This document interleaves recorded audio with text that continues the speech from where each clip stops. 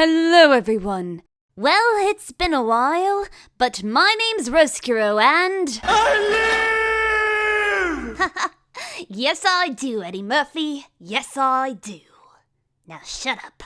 So, have you guys ever had that game that you love to death, but deep down in the cockles of your heart, you completely understand that if your friends ever knew that you play it, or even saw it in your collection, they'd have to question your taste in video games forever?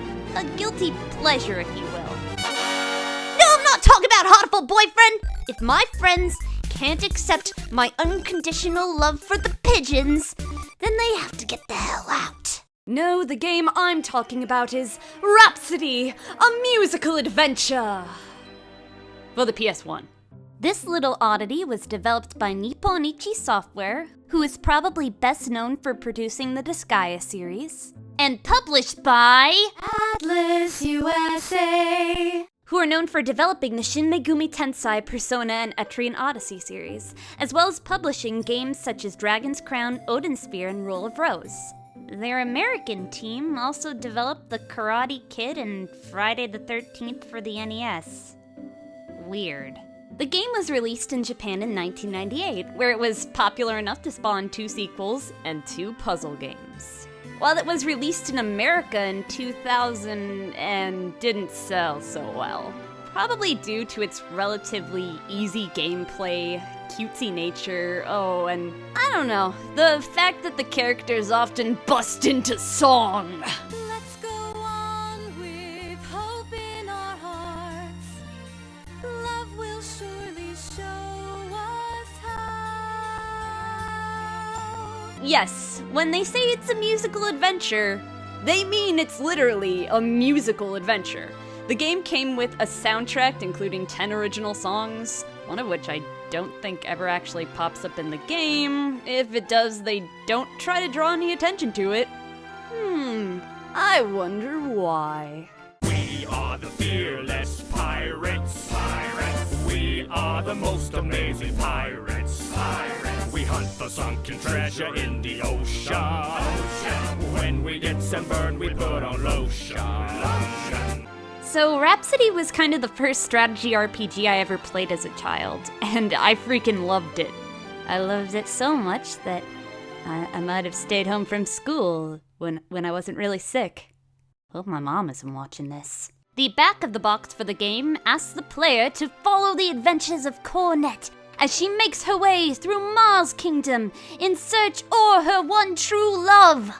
Minus points for grammar there, guys. With the help of her trusty magical horn, she enlists the help of many magical creatures along the way to battle the beautiful but evil Marjorie and her cohorts. Rhapsody, trademark, is an epic RPG adventure that you'll never forget.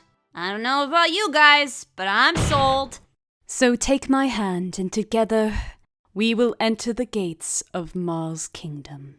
The game begins with no opening sequence, just the title screen. Well, that's odd.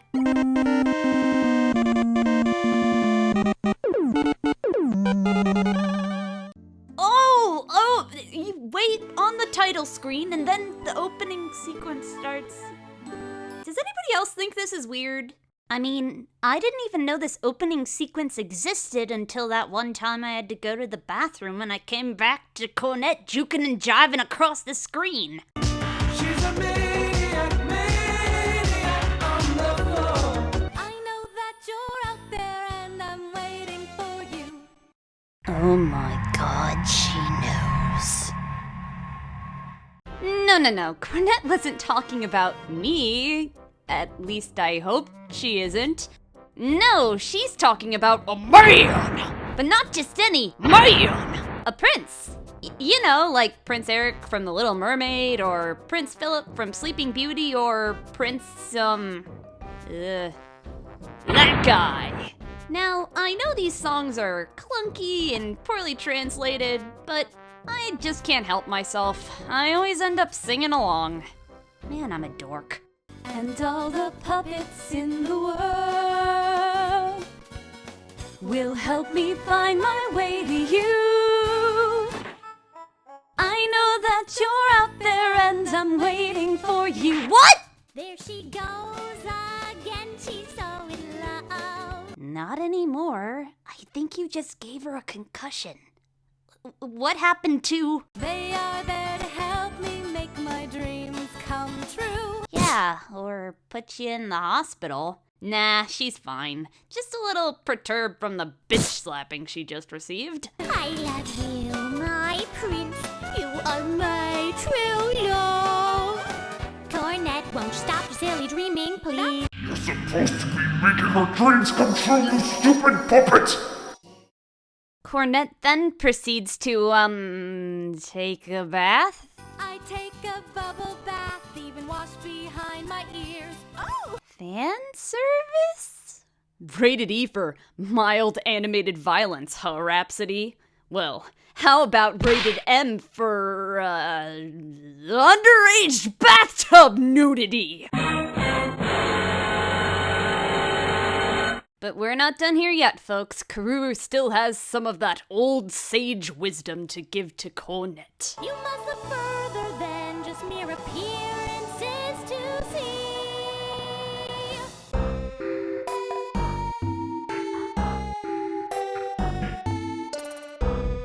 I'm just trying to make my dream come true. Dressed like that. Followed by more head trauma. My love, he'll be the one for me. I will be waiting patiently. Now I remember. Think for myself. Yeah, that's it. Yes, darling. Think for yourself. By doing exactly what Karuru tells you to do. It puts the lotions on its skin or else it gets the hose again. Anyway, enough of this. Let's get on with the game. Now, there are 3 levels of difficulty. Easy, normal, and hard. I always choose hard because...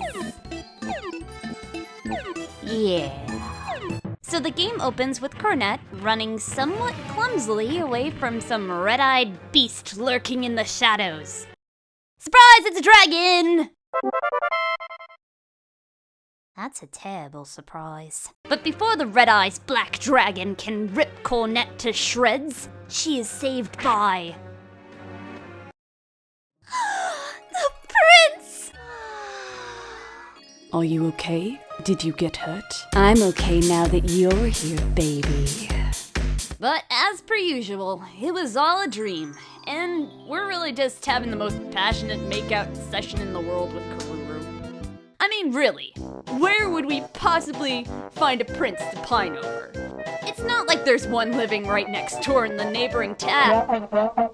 What? There is one living right next door in the neighboring town? How does Cornet know? Whatever. Oh, my prince, my dear sweet prince. I'll never let you go. That's it. Wake up, Cornet! More head trauma. Well, at least we got to wake up to another beautiful title screen. 'Cause 2 is better than 1. Ding. Anyhow, we adjourn to the foyer, where grandfather has been waiting for us. He seems to have found a puppet someone just, shoved into our mailbox. And it is at this point in the game, unless you listen to the opening sequence, that the player learns that Cornet has the ability to talk to puppets. Now, how anyone could actually prove that she possesses this ability and isn't totally cuckoo for Cocoa Puffs is beyond me. But then again, she's also walking around with a sentient fairy puppet, so you got me there. Hi! Can you hear me? So, you must be the girl who plays the horn and makes friends with puppets. My name's Shartae. I'm looking for my sister, Tara. She disappeared after saying she wanted to become a human being. Will you play your horn and let me join your party? I think I can find my sister if I travel with you. Please, Cornet. Thank you, Cornet. So Cornet plays her magical horn, and voila, new party member. Once a puppet has joined your party, it will follow you and fight by your side to complete such epic adventures as, getting Grandpapa some retinodium. Yeah, that's your first quest. Adventure! Now, Anodium is not only a fuel source, but it's also the currency of the Kingdom of Marl.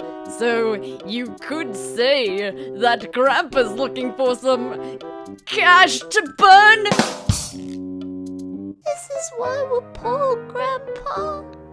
This is why we're poor. Anyway, now that you're back in control, you're free to equip your gear and head out to the Wonder Woods.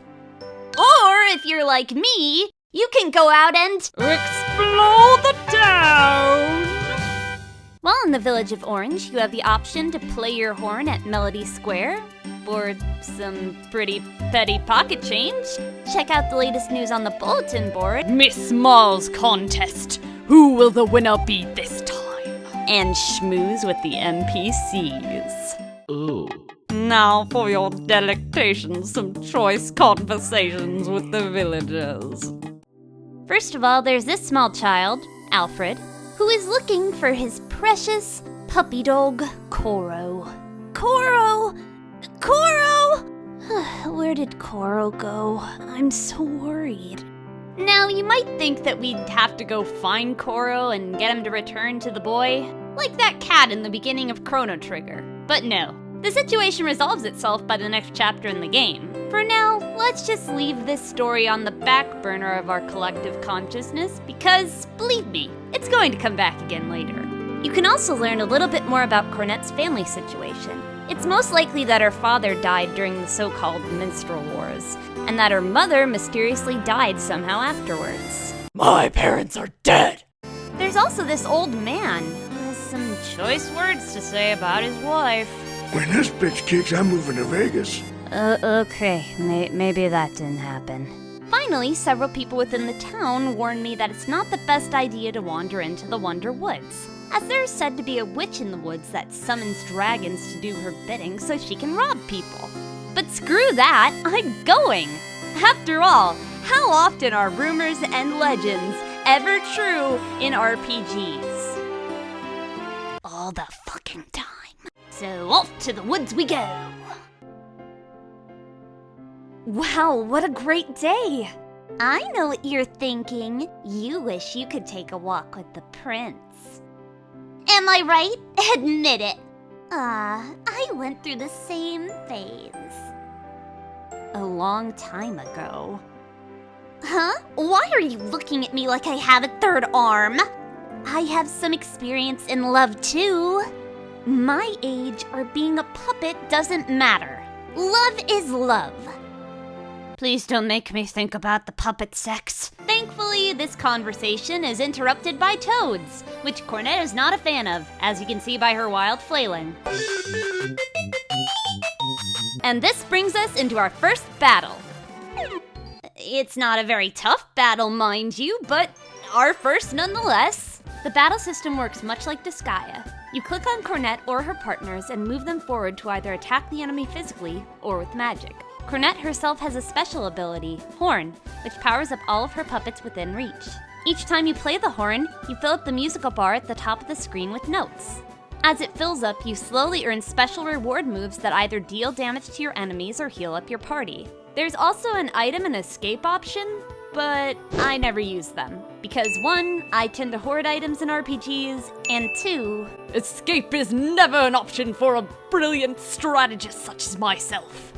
Also, the game is pretty easy. So you beat the toads, and more thrilling dialogue ensues. You can be so stupid sometimes, Cornet. Well, I can't help it. I was born that way. I was born stupid, okay? And well, since these are anime characters, and therefore constantly have the munchies, Cornet and Kururu sit down for lunch. This is when Kururu asks Cornet to play her favorite song. Let me think about this. No. Why do you have to be that way? Come on, sing for me. At this point, you can say no again, thoroughly pissing off Kururu, which is what I did at first. But then I said screw that and restarted the game so I can sing the freaking song. I'm not getting off that easily. This song, Let's Go On, is essentially Cornette's Disney princess ballad, albeit a bit more proactive. It's a melody from her past that stirs her inner emotions for reasons beyond what she can remember. Beyond this performance, the melody will appear twice more within the game, and in my opinion, it fits in with Cornette's story quite nicely. Wow, I already finished my whole spiel and the song still hasn't started.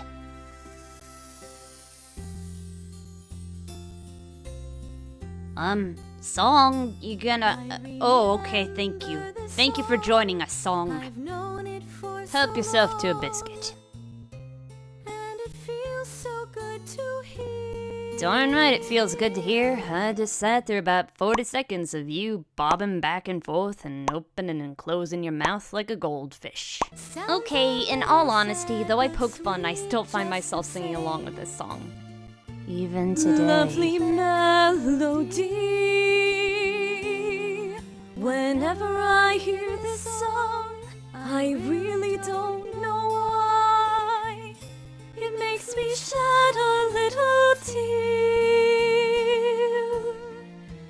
But I'm sure my tears will soon disappear. Because I know you're... Oh my gosh, she does know! Abandoned video! Abandoned video! Have a lovely night all. I'm Roscuro and I'm signing off. Oh god, I hear the trumpet. She's coming for me. No! No!